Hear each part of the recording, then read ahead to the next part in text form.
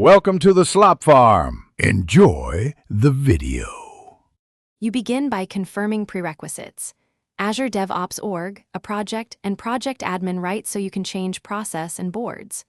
Once done, choose the process model, Agile, Scrum, or Basic, because that determines work item types and default columns. Make sure teams and area paths exist so cards filter correctly. Also link the repo or pipelines now to attach commits and PRs. Starting with permissions and model saves rework later, and makes the board consistent for everyone. You next shape the board. Edit columns to reflect your actual workflow, for example to do, in progress, review, and done, because visual flow reduces handoffs. Then map each work item state to a column and apply WIP limits to prevent overload.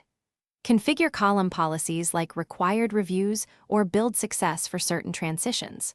Once configured, customize card fields and rules so the board shows priority, estimate, and owner. These steps make tracking accurate and automate quality gates. You finish by assigning the board to team iterations and swim lanes, inviting members, and setting notifications so everyone sees changes. Once those are set, run a pilot sprint to validate transitions, queries, and dashboard widgets. Make sure board filters and permissions are correct so no one is hidden from view. If things go wrong, first recheck area paths and state to column mappings, then confirm user permissions. Often the problem is mismatched iterations or missing rights, which are quick to fix. Thanks for watching. Consider subscribing if we helped you today.